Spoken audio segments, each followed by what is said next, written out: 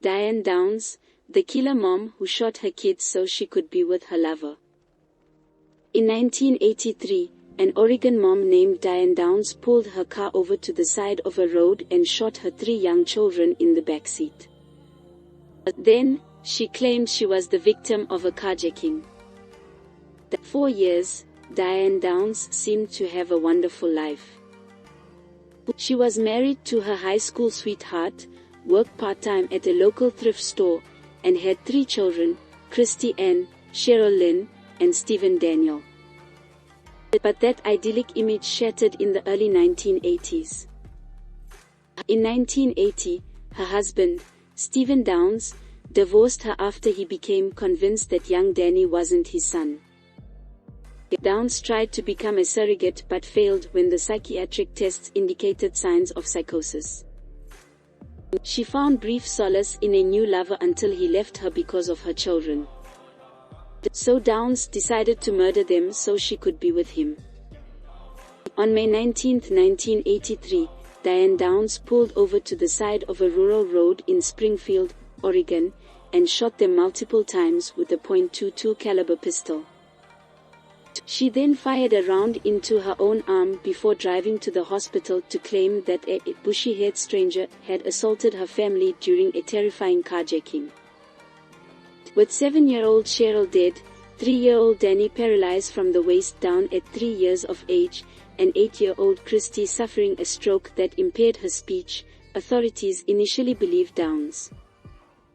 That is until Christy recovered, and told them who really shot her.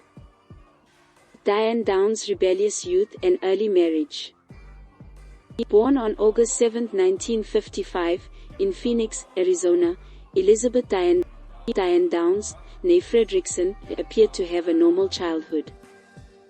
Behind closed doors, however, she was being molested by her father, Wesley Linden, as early as the age of 12 while he and her mother, Willadine, portrayed themselves as upstanding conservatives. As a freshman at Moon Valley High School, Downs dressed like a grown woman of the 1960s and dated older boys. One of them was Stephen Downs, from whom she became inseparable as the pair roved the streets of Phoenix looking for fun. The two would graduate together but briefly part, as Diane Downs enrolled at Pacific Coast Baptist Bible College in Orange, California, and Steve enlisted in the U.S. Navy. But Downs would ultimately be expelled after a year for promiscuous behavior. Reunited in Arizona, the two got married on November 13, 1973. Almost immediately, however, their relationship began to suffer privately. The couple regularly argued about financial issues and fought over alleged infidelities. It was into this environment that Christy, Cheryl Lynn, and Stephen Daniel, Danny, were born in 1974, 1976, and 1979, respectively. By the time Danny was born, arguments over infidelities had become so intense that Steve became convinced that Danny wasn't his biological son at all but the product of an affair. Incapable of reconciling, the couple divorced in 1980. The 25-year-old divorcee tried hard to become a surrogate, but failed her psychiatric test twice. The cold-blooded shooting of Diane Downs' children.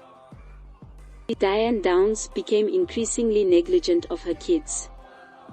She often left them with her parents or ex-husband without much notice, seemingly indifferent, and more interested in the affection of other men.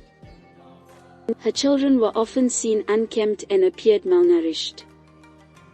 Downs would routinely leave Christy in charge of her other 2 kids when the girl was only 6 years old. In 1981, however, she met Robert Knickerbocker and embarked on an affair that waved her troubles away. For Knickerbocker, who was married, Diane Downs' children were the equivalent of too many strings attached. He told Downs he had no interest in being a daddy and ended the affair. Within 2 years, she would attempt to murder her kids in the hopeful pursuit of regaining his affection. In April 1983, Diane Downs moved to Springfield, Oregon, and got a job as a postal worker. Then, on May 19, 1983, she drove her children down Old Mohawk Road just outside of town, pulled over to the side of the road, and shot each of her kids with a .22 caliber pistol.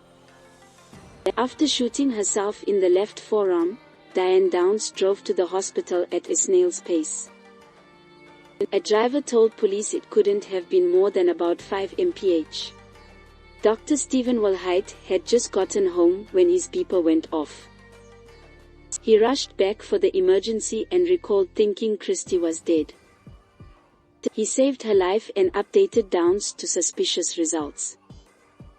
"Not one tear," he said. "You know, she just asked, 'How is she doing?' Not one emotional reaction. She says things to me like, 'Boy, this has really spoiled my vacation,' and she also says, 'That really ruined my new car.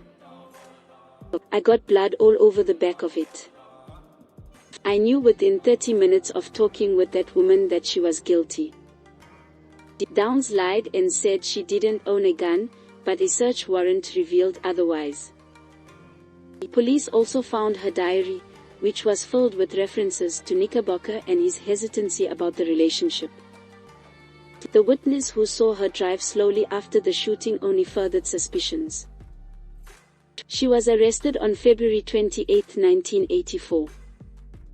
And when Christy regained her speech, the facts were clear. When asked who shot her, the girl replied simply, "My mom." Diane Downs had tried to murder her own kids and driven slowly to the hospital in hopes they would bleed out. And in 1984, Diane Downs was convicted and sentenced to life in prison.